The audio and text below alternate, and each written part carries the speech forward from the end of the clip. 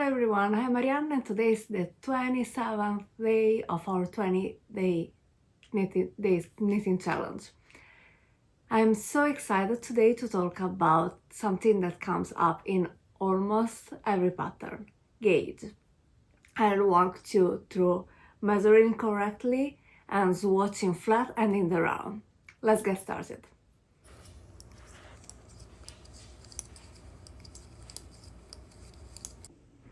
A gauge swatch is this small square of fabric created in the same manner you will create your project.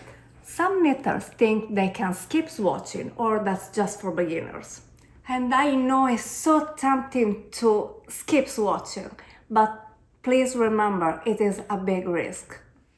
Gauge is essentially a measure of how big your stitches are.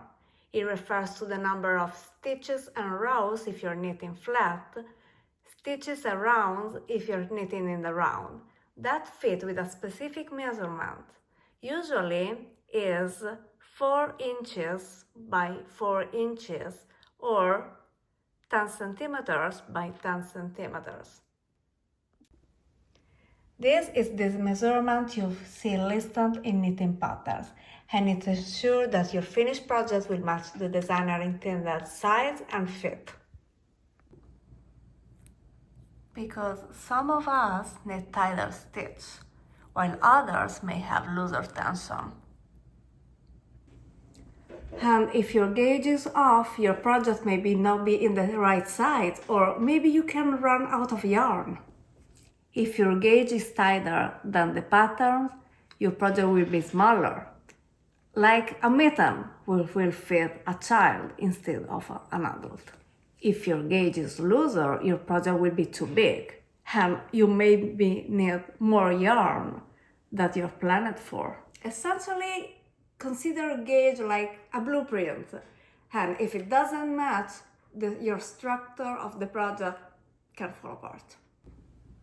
Gauge affects more than fit and size. It also changes the texture and the drape of the fabric. The key to accurately measuring gauge is knitting your swatch the same way you plan to work your knitting piece. That means if you knit something flat, your swatch will be knitted flat.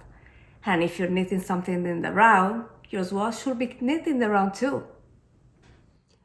Why? Flat knitting includes purl stitch on the wrong side. Since purl stitch tend to be looser than knit stitch, your gauge will differ from knitting in the round. In the round, you work only with knit stitches, which often results in a tighter gauge than flat knitting. Always block your swatch the same way you will block your finished piece.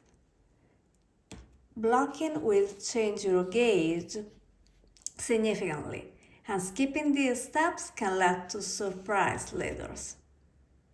Other benefits to knit a gauge swatch are you will get a better feel of the fiber, like does it drape, will it stretch, and you can practice some stitch patterns like lace as you make your swatch.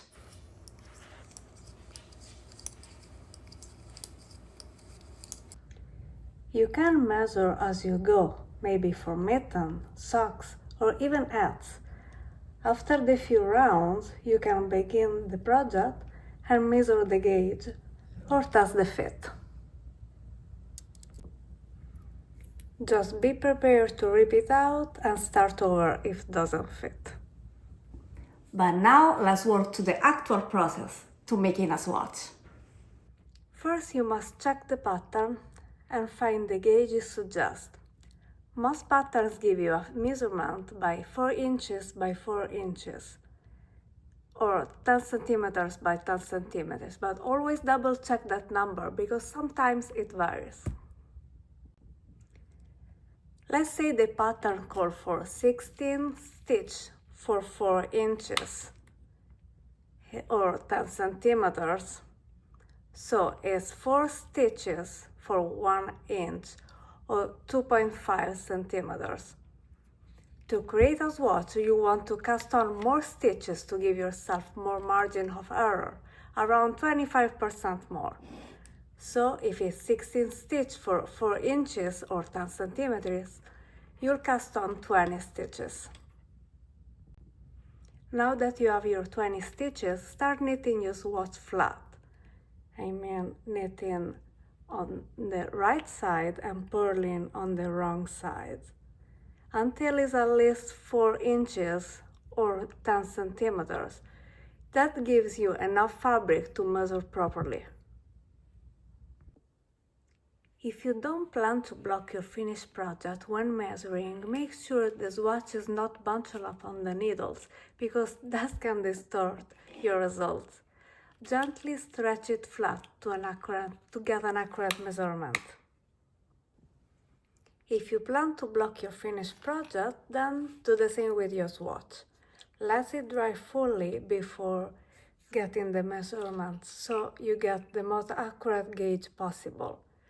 Then lay your swatch flat and use a ruler or a gauge measuring tool to count the number of stitches and rows in 4 inches or 10 centimeters.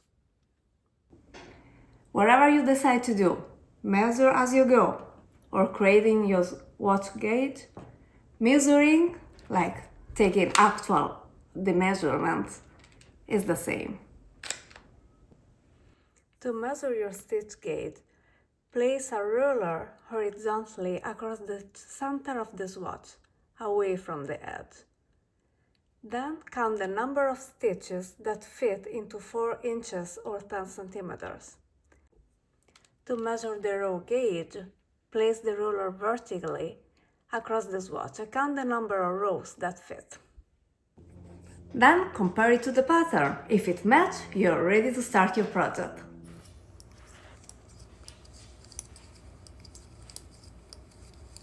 If your project is knitting in the round, your gauge will likely differ from flat knitting because your tension changes when purling is removed. When knitting stockinette in the round, you will work only knit stitches. So swatching in the round allows you to work only on knit stitch to get a more accurate measurement. For swatching in the round, you will need needles that let you slide the work to either end, such as double point needles or long circular. With the same method illustrated before, I'll start casting on the 16 stitch given by the pattern, plus 4 for my 25% margin for error, 20 stitches in total, and knit across the row. Now slide the stitch to the other end of the needle. Then you carry your yarn loosely across the back to knit the next row.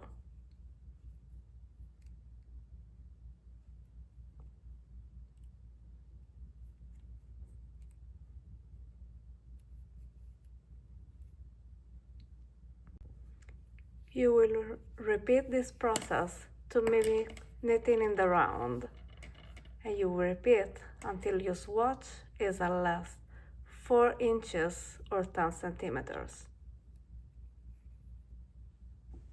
If the yarn floats in the back are too tight and tangling on your swatch, cut them.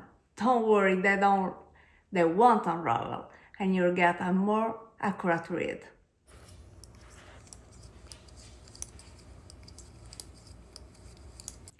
Now remember, swatching isn't just a step, it's like your project foundation. If you get it right, you save yourself a lot of frustrations. Gauge swatching may seem like a chore, but it is a small investment of time compared to rework the entire project. So let me know in the comments, will you make a gauge swatch for your next project? And if you enjoyed this series and this challenge, don't forget to subscribe and like so you never miss a lesson. Happy knitting!